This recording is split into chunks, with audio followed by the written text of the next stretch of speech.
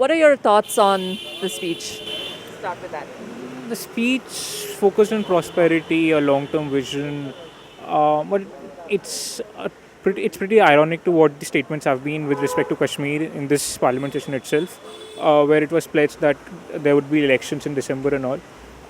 And second, the prosperity and like the peace of maybe the people in Kashmir or the Kashmiri that Vajpayee propagated was not reflected in the speech. It's more of like you're treating Kashmir as a private property and trying to ensure that there are no encroachments into there. So just building up fences. On somewhere or the other, this was to happen in the sense that BJP got a second term, and whatever it was doing, it was somewhere or the other inclined, like directed towards removal of Article 370. So in a very subtle and strategic, in a phased out manner, the BJP has finally, I hope, managed to do it.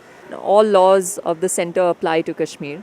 Do you feel that this is a good thing? The division of union territories, one Ladakh, one Jammu and Kashmir, could be strategically where Ladakh is concerned with the border with China and Jammu Kashmir with respect to the border with Pakistan. And then we used to, the official stand has been for Kashmir is an integral part of India. So the rhetoric that Kashmir is now truly integrated does not stand. And secondly, Article 370 has for a long time already been diluted. And through the governor, the central government always ensures its writ is followed. So yeah, this is something they can take out to their electorate, and that is why many regional parties have also supported it. And there shouldn't be much into this than ensuring that the sort of peace which was ensured, the subsiding of separatists and ensuring that they don't come out on streets and were like peaceful and quiet, that would somewhere be affected. But yeah, then there would be an iron hand and more troops which have been flown into the region. So I just hope that it does not erupt into flames. Do you feel that's interesting? Do you feel that with the instability in the region that has been there over the years, since partition really, do you feel that what Nakul said, the iron hand, is a good thing perhaps, at least in the initial stages of setting up Kashmir, a peaceful Jammu and Kashmir? So I'm not quite very sure about that because, see, as I agree with the part wherein he said that the Article 370 has already been diluted over the years. So as far as Kashmir emerging as a part of as an innate part of India, so it also depends on the idealistic point of view, as in what the people of Kashmir consider themselves to be. So on that forefront, it might actually create an issue to integrate on an idealistic level with the mainstream of Indian territory. What do you feel about all the troops over there right now? I think the initial rumor that there's a threat of Talibani ascendancy due to US pulling out of Afghanistan is true. Troops should also be there because Pakistan would obviously be humiliated because there's nothing they can do about it, but they also have to give some selling point to their own electorate. So there would be retaliation on the LOC, and like troops should be there for that. And I think Shah also, Home Minister also mentioned about reorganization of Kashmir. That should include delimitation and all, and that will lead to some sort of demographical change in representation to the legislature. Because, mind it, Union Territory of Jammu and Kashmir will have a legislature like Delhi and Pondicherry. So yeah, that's why I think troops are there. And then yeah, Section 144 and all asks for unusual circumstances.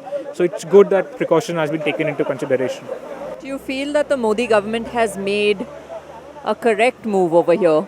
On a long-term basis, so it might actually create some issues right now, but then overall it has been an agenda of the Modi government, and I think yes, on a long-term perspective, when we consider all the issues surrounding Kashmir, yeah, it might actually eventually turn out to be good.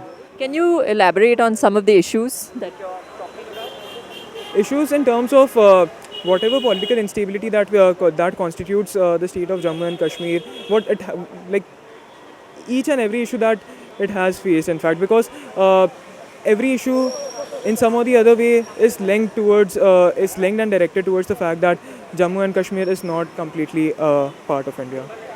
Now it's a union territory. Yeah, It's if it is part. okay. Now it's been last question for you guys so that you guys can go away from the rain. I know you guys have walked a lot. it's not even been 70 days of this new government. They've passed quite a few things. Now, Kashmir is, I guess, people are calling it a historic day in India right now. What do you feel about this government going forward? We have 5 years to go of this government. I'm pretty amazed that they solved the Kashmir promise. Daily hearings in Ram Janmabhoomi is going to start.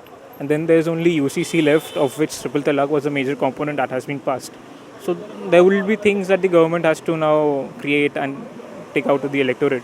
So because these have been the standing points of BJP manifesto for about 2 to 3 decades, and like they're completing it now, which is good, and like I'm in very favor of it. But the way they've passed, maybe they should have allowed 4 to 5 hours of debate so that proper thought or proper opinions of people, of members of parliament could be taken into It account. was extended though, no, to 2:30. I think they said if you want to go have lunch, you can go have lunch, but the debate will still continue. That is what, no, you give them a 1 hour time frame, then they'll obviously extend it to 2 hours because it's a big issue. And like Ghulam Nabi Azad, the leader of opposition, is from JNK, and he won't stop without speaking for more than half an hour. So that was impractical to have this constraint. But yeah, it's good that it's happening, and it could have happened only in such circumstances because there would be reactions from the common public also. What are your thoughts? I would say that like the first term of the Modi government, it was more about like after the Congress rule, it was more about creating and establishing a base for itself. And now that it has won the mandate once again, it is about getting into policy implementation mode, and that is exactly what the government is doing with laws being passed. One after the other. The only issue that I find with it is that the present political structure, it undermines the role of the opposition with like the BJP stating to gain the majority seats in the Rajya Sabha itself. So the importance of opposition, wherein a particular bill or a particular enactment might not be good for the country, that we might see that passing because of the majority part. This is, I mean, the issue of opposition now is also something that Modi has stated as well, that I want the opposition to come forward and actually talk about issues, because in a democracy we need an opposition, right? What do you feel about, I mean, it seems like the opposition, you literally see a bunch of empty seats over there, right? It seems like, I don't want to say given up, but it just seems that they are very outnumbered right now. How do you see this play in the next 5 years? So as far as the opposition itself, so with whatever limited seats they have, they are not making as good use of that as they eventually can.